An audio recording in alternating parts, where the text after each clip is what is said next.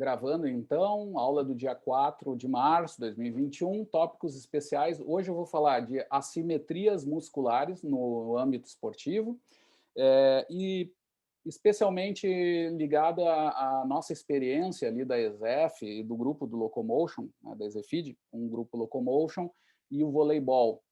E hoje, na verdade, não é só do Locomotion, né? Tem um subgrupo ali do voleibol com o professor Cruel e comigo, que a gente coordena, onde tem um trabalho muito legal que a gente faz e um dos aspectos que a gente estuda são essas assimetrias. Então, eu já vou começar aqui mostrando a questão. Deixa eu botar isso aqui, não precisa som. Então, vai por aqui. É isso aí. É parte de uma conferência que eu dei esses dias em Verona também, que lá tem um nível de vôlei altíssimo, né, dos melhores do mundo, inclusive, e onde eu trouxe um pouco da experiência brasileira e desse assunto. Então, tem alguns slides que estão em italiano, mas é tudo bastante simples. E até a coisa mais importante está aqui, ó. Eu queria falar das pessoas primeiro, que eu acho que é fundamental. Primeira delas, gente, assim, ó, e trazer para vocês também, porque eu acho que isso reforça o campo de expectativas de formação de vocês, né? Claro, é o caso do esporte de alto rendimento, mas eu acho que isso serve para qualquer área, não é? A gente pode, acho que a URGS formou muita gente, forma gente de altíssimo nível, a gente tem que valorizar isso. Um desses caras que eu tenho o maior orgulho de dizer que foi ezefiano, então tivemos esse caminho junto, é do professor Marcelo Francoviac. Tá? Ele está aqui, enquanto ele era treinador do Canoas, nessa época, é um cara que, ao longo dos anos, desde a minha graduação, de onde eu conheço, assim, eu vou seguindo, né? Ele é um cara que sempre em contato com a ciência, é um bom exemplo, é um treinador multicampeão, foi um atleta de nível olímpico, nível internacional, depois treinador, campeão de Superliga, foi campeão na França, ele hoje é treinador da equipe de primeira linha na Polônia, que é uma outra grande escola do voleibol, fazendo sucesso, fazendo um trabalho diferenciado, com ótimos resultados para quem segue ele no Face, e quem não segue, sugiro seguir, que é um exemplo de educação física. Esses dias ele mostrou lá um vídeo da realidade da educação física na Polônia, fazendo contrastes com o Brasil, e um cara humano, de uma humildade que confirma aquilo que eu sempre digo, né? Que caras que sabem muito não precisam realmente forçar a barra nem nada. Ele é um bom exemplo, que está sempre pronto para ouvir, até na participação dele do Face. Esse é um bom exemplo até disso também, tá? Uma excelente pessoa e ser humano também, além do profissional. E esse cara, ele tem essa característica. Ao longo da carreira ali, do que eu sigo, que já é de algum tempo, né, de mais de 20 anos, é um cara sempre ligado com a ciência. Isso me mostra também um amadurecimento que a gente vê mais comum hoje, mas que antes não era tanto assim. Mas é um processo que a gente está vivendo, que é dos grandes treinadores também terem a universidade como algo a se respeitar, sabe? Eu vejo o exemplo, por exemplo, do Mourinho nisso, na Escola Portuguesa do Futebol, que é uma escola de treinadores de altíssimo nível. Toda vez que ele fala da universidade, ele fala com sinal de respeito. Embora até os mestres dele dentro da universidade tenham alcançado resultados muito menores no mundo real do treinamento, mas ele tem essa lógica muito legal. E o Marcelo é um desses caras, é um cara que sempre foi ligado. Eu me lembro quando era bolsista Cruel, e ele era treinador já da Ubra, que foi campeã da Superliga, não foi pouca coisa, com o Gilson Montepilão, Marcelo Negrão, etc., com gente mais alto gabarito. Ele vindo na universidade para entender como treinar dentro d'água, para fazer as pliometrias dentro d'água, lá na época. E ao longo do tempo, em vários assuntos. E num desses encontros nosso, eu não lembro agora, uns 6, 7 anos atrás, talvez um pouco mais, ele me falou de um treinador, um preparador físico dele. Quando ele era treinador, então, lá na Ubra, ele chamou lá estagiários, eram até gratuitos, eles brincam com isso, que foi um baita investimento, e o Guilherme Berriel, era um aluno de graduação da Educação Física, se atrelou, aceitou trabalhar lá de auxiliar da preparação física da equipe do Marcelo Francoviac. O Marcelo Francoviac, só deixa o registro aqui, ele foi um cara da escola do Jorginho Schmidt, né, que é um cara da história do voleibol nosso, campeão brasileiro, Frangosul, por aí vai. Bom, o Berriel entra, começa a trabalhar com a preparação física, é esse aqui, o Berriel, tá? O nosso preparador físico, e o Marcelo Francoviac, do Guilherme. O Guilherme Berriel vai ter uma história muito legal. Ele vai treinar atletas de Tour de France, nesse nível, não sei se vocês sabem o que é isso, mas é a prova de longa distância do ciclismo mais famosa do mundo, embora eu, como sou mais italiano, eu digo que a Giro de Itália vai caminho igual, porque não posso deixar para trás.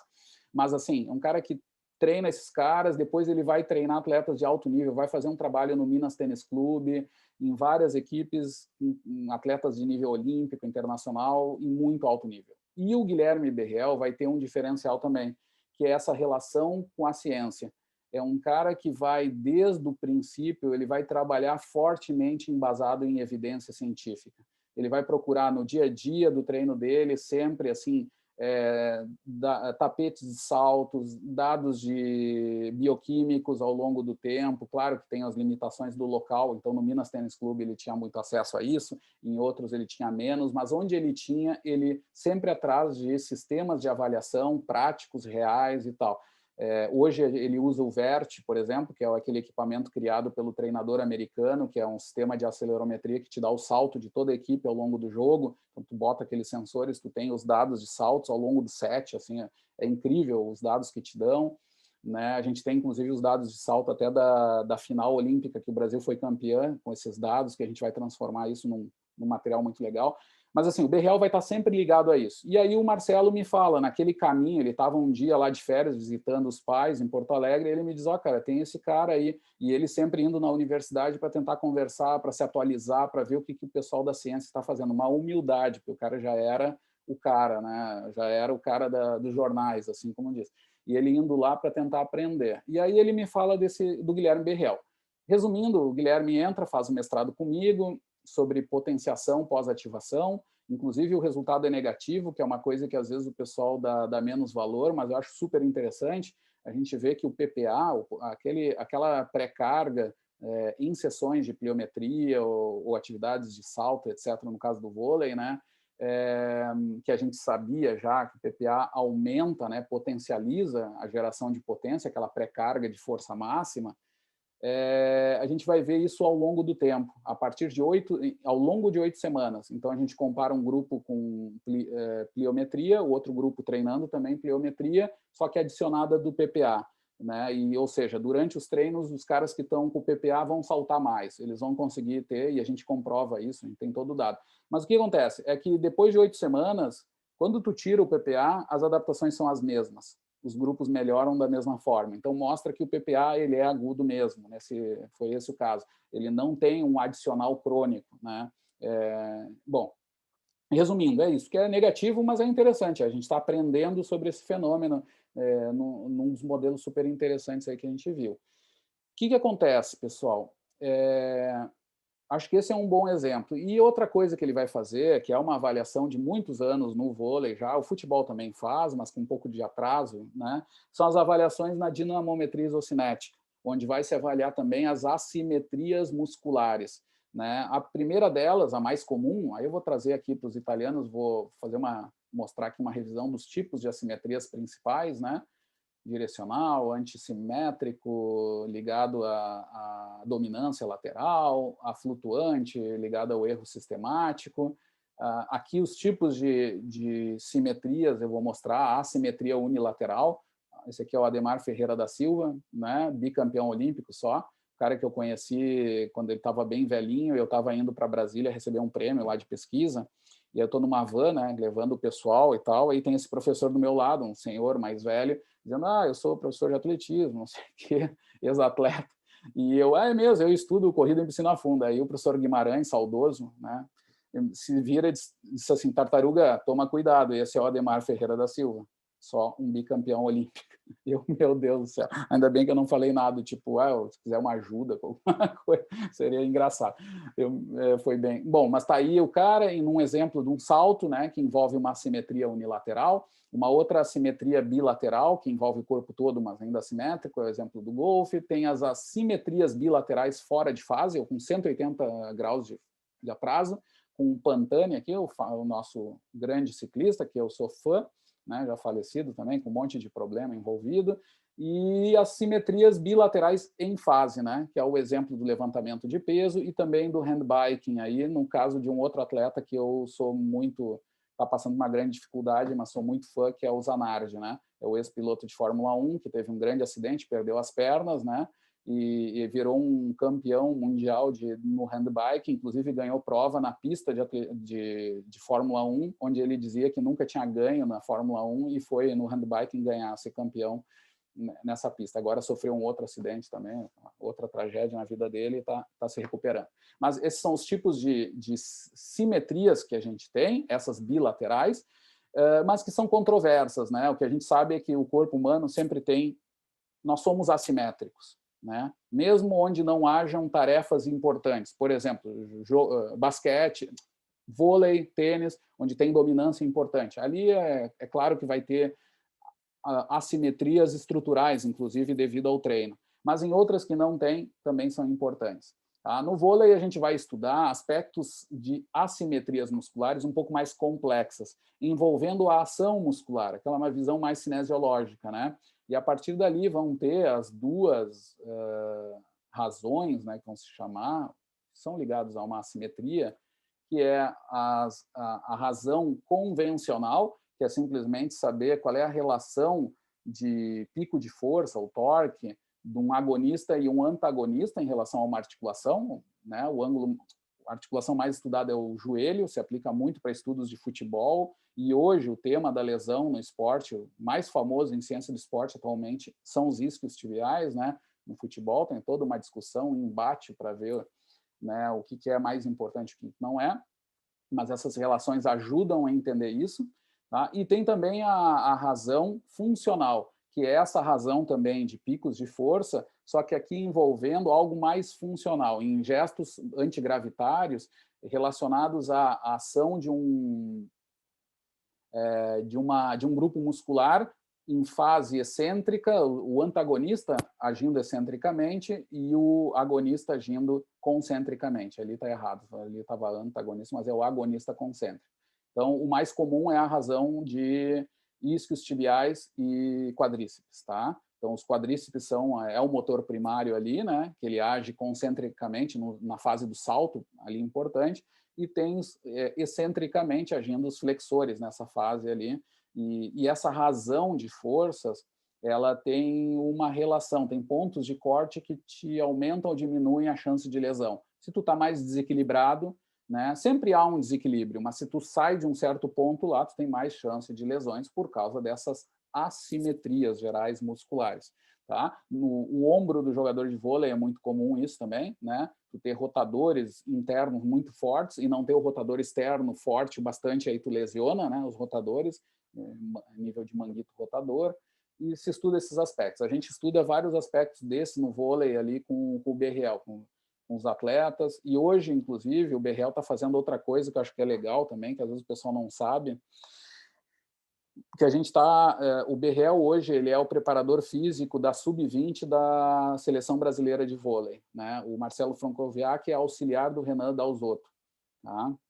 Atualmente. Então, eles estão fazendo uma revolução no voleibol brasileiro. Para vocês terem ideia, até quando saiu o Bernardinho, faz algum tempo aí, o vôlei brasileiro não tinha uma sistematização de avaliação densa, temporal, boa, né, ao longo do tempo, não tinha isso. E o BRL está trazendo isso junto com o doutorando do CRU, o Pedro Chons, que fez mestrado comigo, está trabalhando nisso, um mercado de trabalho ótimo até para ele, porque ele está entrando com muita informação interessante, fazendo curvas de treino também ao longo do tempo e de desempenho desses atletas para entender muito mais esse processo de formação em reta final ali no alto nível, né? Então a gente está com muita informação muito legal. Tá a Ananda também no doutorado com o CRU, fazendo também avaliando eles. E a gente está fazendo um aspecto que eu queria ligar aqui a esse movimento, a um gesto lá do vôlei, no caso algo que eu mais gosto, né, Quevedo? Que é o vôlei lá de areia, minha cachaça, que é o seguinte, o que a gente tem visto? A gente tem avaliado também saltos contra movimento, squat, a gente tem relacionado esses saltos com saltos de ataque e defesa, de ataque e bloqueio, tá? Saltos específicos de jogos, para ver o quanto eles são específicos ou não, né? E a gente tem relacionado também isso até com os saltos no jogo, né? Aí com estatísticas de jogos, ou seja, a gente está fazendo um quadro geral desse aspecto de saltos e aliado a isso tentando entender esses equilíbrios a todo esse modelo conceitual aqui do desempenho, né? A gente está reforçando isso e trazendo dados bem interessantes para os atletas.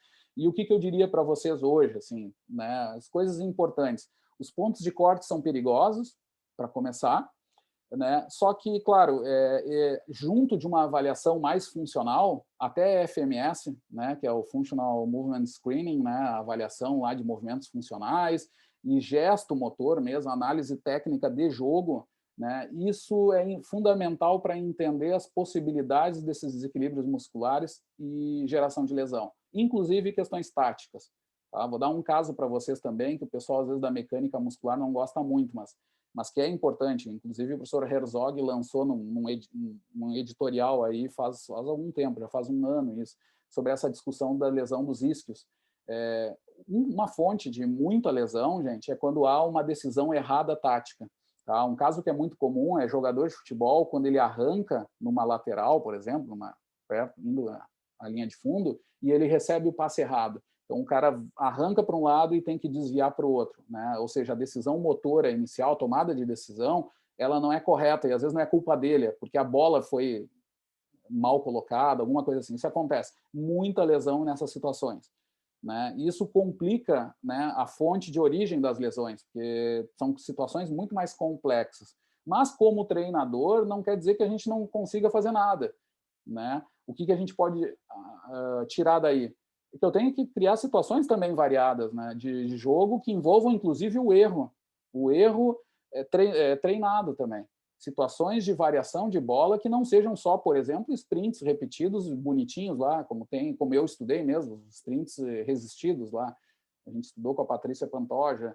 Tudo bem, isso é interessante, mas eu não posso treinar só isso. Eu tenho que treinar situações de mudança de direção, decisões táticas variadas também no meio das execuções para simular situações de jogo. Porque o nível de lesão, tudo parte sempre lembrando que a prevalência de lesões em isquios tibiais tem aumentado muito nos esportes coletivos. Né? Tem sobrecarga geral de treino, tem vários fatores, mas o que a gente pode fazer é a ciência entendendo esses elementos aqui que eu mostrei para vocês, ligado a problemas técnicos. Né? No caso do vôlei de areia, tem situações de mudança de tática. Tu vê lá a pessoa está preparando para bater aqui na imagem principal e a defesa muda de posição. O bom jogador em alto nível consegue mudar a decisão tática, né? Outros não. Então, eu preciso ter avaliações que envolvam também esses aspectos para ter um quadro geral sobre esse treino e ver o quanto isso pode interferir ou não na ocorrência de lesões, que no caso ali do vôlei geralmente é fases mais finais, não é nem na parte principal do ataque, né? Mas são coisas interessantes que a gente tem que estar considerando. Dessa forma, mostrei um pouquinho para vocês. Aqui tem um caso da Sub-20 ganhando um monte de prêmio, o BRL na equipe ali junto. O BRL ajuda o preparador físico principal, que é o Renato, né, que queria fazer o mestrado conosco. A gente ainda está numa negociação longa aí de alguns anos, mas é isso. Um exemplo muito legal do que a gente tem hoje na URGS e, assim, ó, de novo, batendo com aquilo que eu falei para vocês. Quando vocês escutam algum professor dizendo, não, treinamento é do mundo lá do Léo Ribas, vamos colocar aqui que eu quero ver no nosso mundo aqui, mas é coisa do Léo Ribas e... Não, gente, os lugares onde se faz melhor treinamento em nível mais internacional, até o exemplo do Joikendrup que o Quevedo trouxe agora e outros grandes caras, esses caras estão muito ligados ao mundo real do treino. E a ciência está auxiliando demais nesse processo, mas vindo de dentro, né? Não colonizando. Né? Eu sou da biomecânica, então eu sou o cara que sabe, porque eu estive dentro de um laboratório e vou lá num campo de futebol tentar ensinar alguém sobre biomecânica do futebol. Não é assim. A gente está fazendo a biomecânica dentro do futebol. Ou no caso é do vôlei aqui, vou trazer para o meu. Né? A gente está fazendo dentro do vôlei, com os treinadores, inclusive com o atleta. Na defesa do BRL tinha o levantador, que hoje está jogando no SESI, e estava na banca lá junto com a gente. Estava assistindo, estava integrado realmente com o que a gente anda fazendo. Então, dá para fazer sim, só a gente tem que quebrar com essas dicotomias que são falsas, né? do teórico ou não. Tá? O que tem, gente, que eu ia dizer para vocês aí no campo profissional, que vocês vão ter que enfrentar em maior ou menor grau, uma coisa, eu aprendi, quando eu comecei a trabalhar com vôlei, eu achei assim, ó, bom, eu vou entrar no paraíso, né? Porque a gente sabia, pelo nível do vôlei, resultados, que essa é a melhor coisa do mundo em vários aspectos. Acabei descobrindo que não era bem assim. Existe muito no vôlei, assim como no futebol, é fortíssimo o cara da experiência, né? O próprio BRL começou trabalhando, não vou dar nomes, mas quando ele começou a trabalhar no grupo, o Canoas não era o Marcelo Francoviac o treinador, era um outro cara, e esse cara era muito da prática. Para ter ideia, assim, o que ele mais usava é que ele tinha sido da comissão técnica de 92, da nossa primeira, da fase de ouro lá do voleibol. Isso era o currículo dele. E o esquema dele, hoje de manhã, até um aluno trouxe uma história desse cara, que eu não lembrava, que era assim, que um dos treinos que ele mais gosta era fazer treinos de 3 horas seguidas até ver alguém se lesionar ou alguém parar, porque aí ele sabia que tinha que tirar. Então, era o negócio, arrebenta com todo mundo, quem sobrar vai ficando, entendeu? Porque, e, assim, gente, isso é mais comum do que a gente pode imaginar.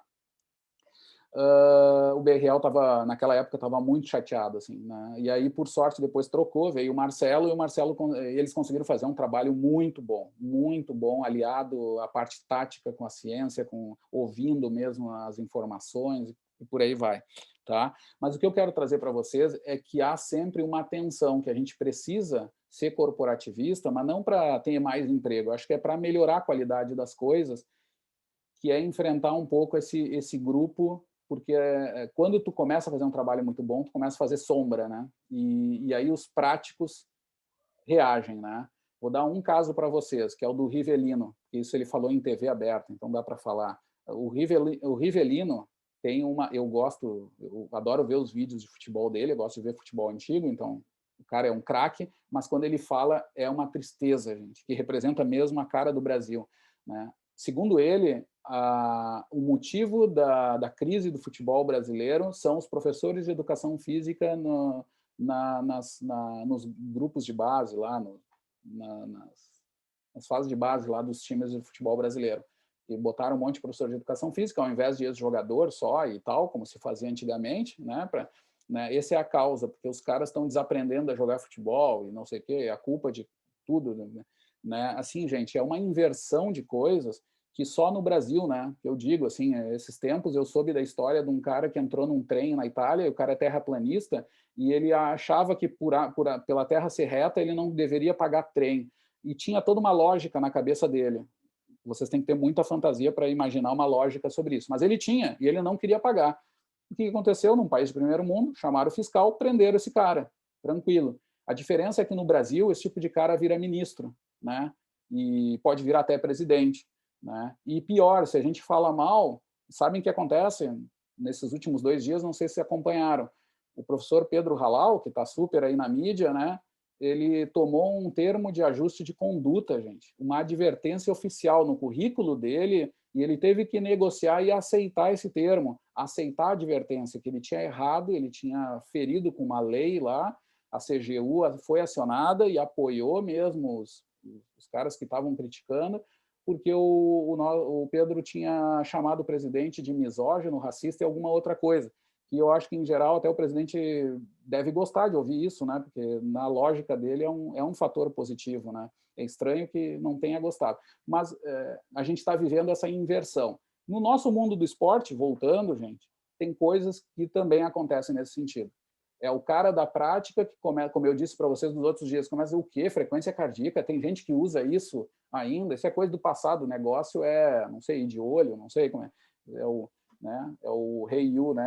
Avaliação Apache, não sei se vocês conhecem, assim, né? Olha, é assim, né? Uma inversão de muita coisa, gente. Nos esportes também, e a gente tem que se defender e achar, porque o que eu vou dizer, gente, eu acho que no esporte, aí vai minha opinião, que eu falava lá quando era do Conselho Nacional do Esporte, nos países onde funcionam bem, o ex-jogador ele tem espaço, todos têm espaço. Os caras, eu vejo muito pelo Milan lá, que eu acompanhei por estudar lá muito tempo, né? Então eu conheço vários colegas que trabalham. Os ex-jogadores têm muito espaço, os caras que têm para contribuir com sua experiência qualificada, eles estão lá, só que eles respeitam a ciência, eles não têm um discurso de, não, aquilo é coisa do outro, não, eles podem até pensar, mas eles seguram muito porque tem muito respeito sobre essa visão, e a ciência está lá direto, não aparece tanto na TV, mas está lá direto, né? Aqui no Brasil, não, aqui no Brasil aparece, e quando aparece, muita gente vai contra como se estivesse roubando o lugar, e a gente tem que repensar esse esporte, porque tem lugar para todo mundo. Tá? Um exemplo disso é o BRL. Se alguém tiver dúvida que não dê para fazer as coisas no mundo real, com alto nível de ciência na prática diária, falem com o BRL. né? Vejam essa experiência que a gente está fazendo com o vôlei. Tá? Paro de compartilhar aqui e paro de falar, porque já é 13h07, né, gente? Deus me livre. Alguém quer comentar alguma coisa? Só que é em todas as profissões isso, né? Na minha profissão, outra de formação é veterinária, né? Quanta gente, não, mas fulano passou tal coisa, que é o que acontece também nos humanos, né? Fulano tomou tal coisa e curou de Covid. 90% das pessoas curam de Covid, né? Então, mas fulano, porque tomou tal coisa. Eu tenho tomado vinho desde o início da pandemia e eu acho que não pega quando eu tomo vinho. Eu já fiz esse estudo e eu tô certa disso também. Super científico, eu tenho um estudo de caso aqui. Isso E o se povo é assim, chama, gente. sabe qual é o nome? Isso é o indutivismo ingênuo, a gente chama. É o nome elegante. Como é que é o nome? Indutivismo ingênuo. A Sim, partir de é uma experiência. absurdo. Eu tive uma toma água e se curou isso, mas isso em veterinária sobre a parte do prático ser melhor do que o cientista dentro disso entra dentro também. Eu acho que em todas as profissões entra um pouco, né? É um desafio, tá? É muito forte, mas é lembrar disso, que o desafio maior é quebrar com isso no sentido de não mostrar que é importante, é melhor, mas de novo, é integrar, porque é o jeito, que não adianta, tem que estar dentro, né? Não pode. Isso é um problema das nossas gerações anteriores, até científicas, que eu me coloco um pouco, né? Ainda fui formado naquela visão muito de laboratório. Hoje, meu grupo tem uma regra: todo mundo que quer fazer pesquisa comigo tem que gastar 4 a 6 horas nos projetos de extensão que envolvem uma coisa parecida com o que a gente estuda. Não é o modelo perfeito, mas nós estamos lá. Não dá para ninguém dizer que a gente está dentro de um tubo de ensaio, né, com toda. A gente está integrado no campo que a gente está estudando. Não é o perfeito, mas a gente está nesse caminho. Acho que essas coisas vão melhorar conforme a gente conseguir alcançar esses equilíbrios, né? Também, né? Por aí. Das suas bolinhas perceptivas. E dá valor também, porque também tem coisas importantes aprendidas pelo jogador, pelo corredor, né, e por todos. Isso também tem de muito valor que talvez só dentro de um laboratório não vai perceber também.